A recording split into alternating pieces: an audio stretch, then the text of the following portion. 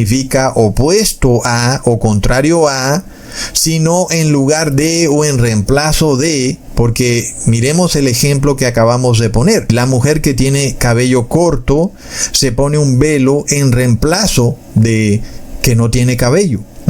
Entonces, no es algo opuesto o contrario, sino que es algo sustituto, que viene a reemplazar la falta de algo. Como la mujer tiene el cabello corto como hombre, entonces se pone un velo sobre su cabeza, como reemplazo de su cabello. Y vemos que el contexto nos revela que la traducción de anti, según el griego koiné, es totalmente correcta y que no tiene ninguna relación con la traducción de anti como lo conocemos hoy en día y como es usado por la medicina, antihistamínico, antihongo, en fin, y como es usado generalmente hoy en día. Entonces, ¿qué pasa, hermanos?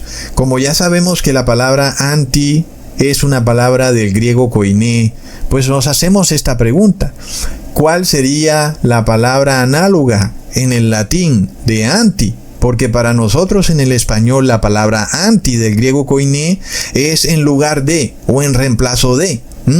Pero en latín, que sabemos que era un lenguaje del Imperio Romano en épocas antiguas, pues ¿cuál sería la palabra análoga de anti?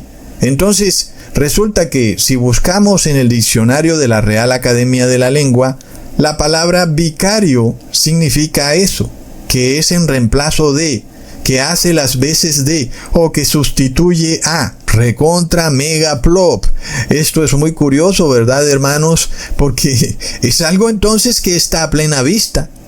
Resulta que la palabra griega anticristos, si la vamos a traducir al español, significa en lugar de Cristo o en reemplazo de Cristo.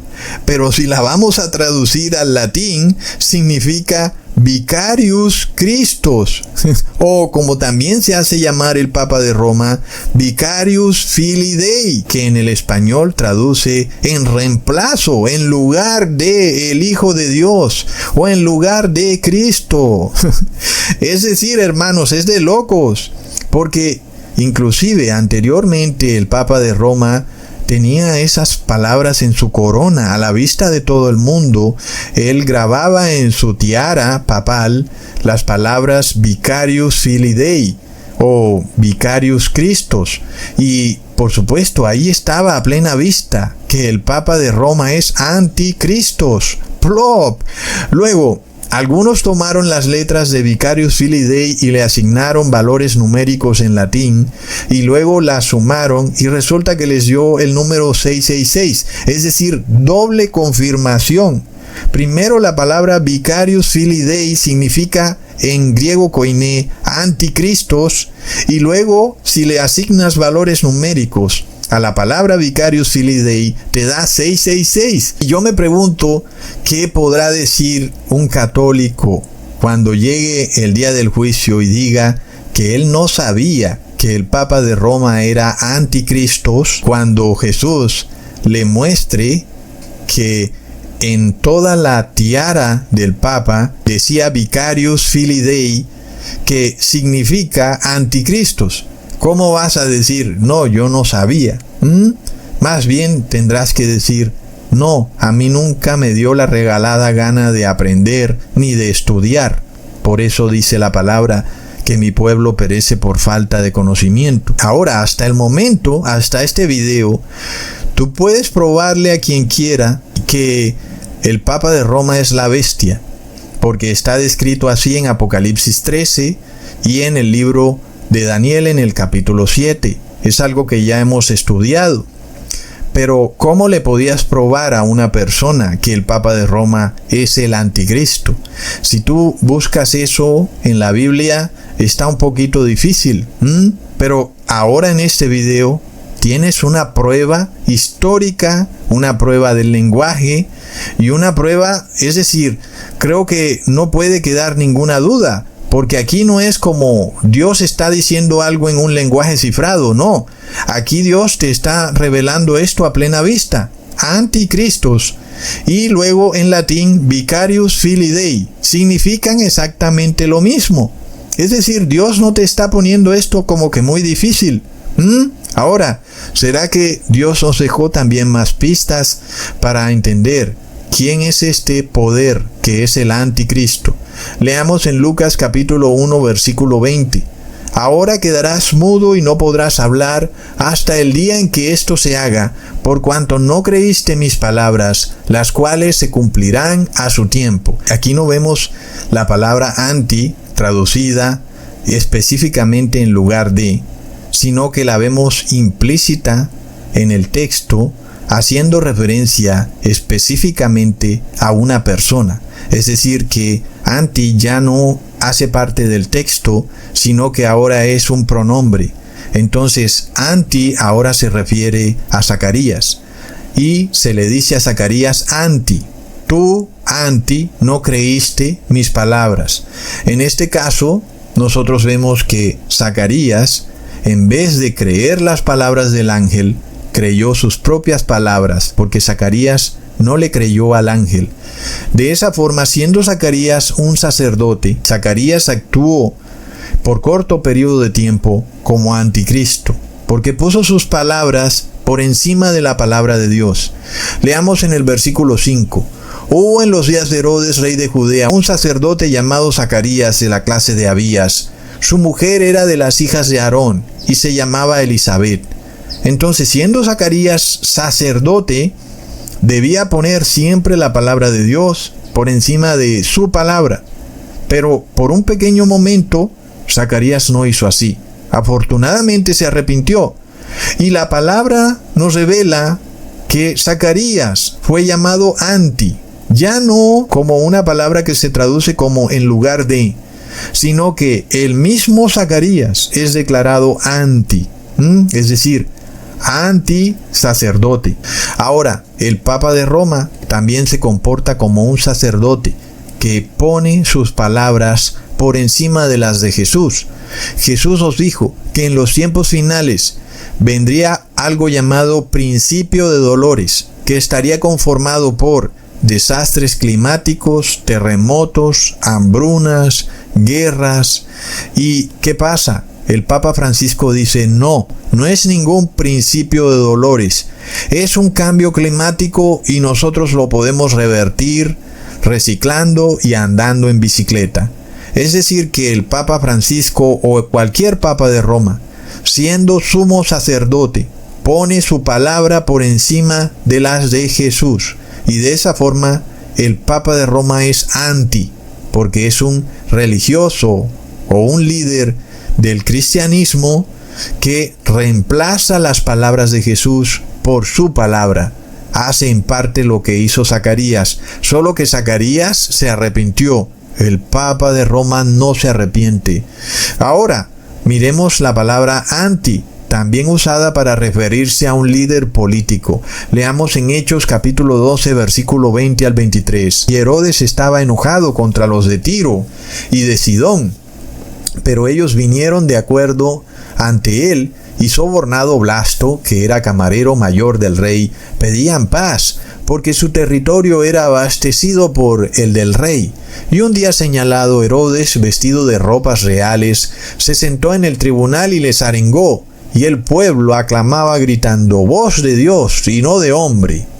Entonces, aquí tenemos de nuevo que la palabra anti no es traducida como en lugar de o en reemplazo de, sino que le es asignada directamente a Herodes. En este caso ahora anti es Herodes mismo, porque Herodes pone su palabra por encima o en reemplazo o en lugar de la palabra de Dios. Herodes como gobernante, como un ser individual, se pone en reemplazo de Dios. Entonces Herodes es llamado anti, como si fuera su nombre anti. Es de locos, hermanos. Entonces nosotros vemos qué es lo que sigue en el versículo 23.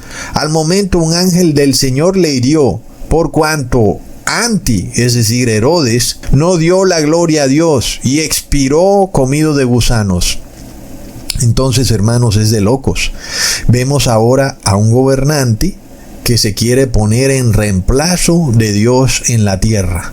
Y esto también lo cumple a la perfección el Papa Francisco o cualquier papa que asuma su lugar, porque quiere pasar decretos que solo le competen a Dios, o se hace llamar Santo Padre y él no es Santo Padre, y pretende que las personas lo adoren cuando la adoración es solo para Dios. Es de locos. Siendo él un gobernante, debería darle la gloria a Dios. Sin embargo, él se pone en reemplazo de Dios, pasando decretos religiosos que solo le competen a Dios. Entonces vemos, hermanos, que el Papa Francisco reúne las dos definiciones de la palabra anti que aparecen en la Biblia cuando son endilgadas a dos seres humanos. El primer ser humano era un sacerdote del templo que era Zacarías, y el Papa Francisco se hace llamar obispo de la iglesia. Y la segunda vez es cuando anti se refiere a Herodes, y Herodes es un gobernante, y el Papa Francisco es el rey del Vaticano. Entonces reúne las dos condiciones en un solo individuo. Así que yo creo que no puede haber lugar a dudas de quién es el anticristo. Es curioso porque son las únicas dos veces en todo el Nuevo Testamento donde la palabra anti es imputada directamente sobre la persona, y no como parte de una oración como lo habíamos visto al principio. Ahora es Zacarías quien es llamado anti. En vez de decir, porque tú, Zacarías, no obedeciste mi palabra, dice en el griego anti, y luego sigue, no obedeciste mi palabra. Es decir, Zacarías como individuo se pone en reemplazo de Dios, y Herodes como individuo se pone en reemplazo de Dios. Y esto es lo que hace el Papa de Roma, uniendo las dos personalidades de sacerdote y de gobernante. Pero además, recordemos que el apóstol Juan nos revela que en los tiempos finales habrán también muchos anticristos, es decir, personas que pretenden ponerse en lugar de o en reemplazo de Cristo. Leamos en Primera de Juan, capítulo 2, versículo 18. Hijitos, ya es el último tiempo, y según vosotros oísteis que el anticristo viene, así ahora han surgido muchos anticristos. Por esto conocemos que es el último tiempo. Entonces esto es curioso, porque también encontramos solamente una sola vez en el Nuevo Testamento la palabra anti, cuando se usa para referirse a un grupo de personas. Es decir, ya no es solo un individuo, y ya no es en lugar de o en reemplazo de, ahora se refiere a un grupo de personas muy grande, y que estas personas se ponen en lugar de o en reemplazo de Cristo, y no le dan la gloria al Padre ni tampoco al Hijo como debe ser, sino que le dan la gloria a la Trinidad o al Papa de Roma cuando reposan en domingo. Plop. Entonces, comprobemos esto en 2 de Tesalonicenses, capítulo 2, versículo 8 al 12. Y entonces se manifestará aquel inicuo, a quien el Señor matará con el espíritu de su boca, y destruirá con el resplandor de su venida. Inicuo cuyo advenimiento es por obra de Satanás, con gran poder y señales y prodigios mentirosos, y con todo engaño de iniquidad para los que se pierden, por cuanto no recibieron el amor de la verdad para ser salvos. Por esto Dios les envía un poder engañoso, para que crean la mentira, a fin de que sean condenados todos los que no creyeron a la verdad, sino que se complacieron en la injusticia. Aquí vemos a este inicio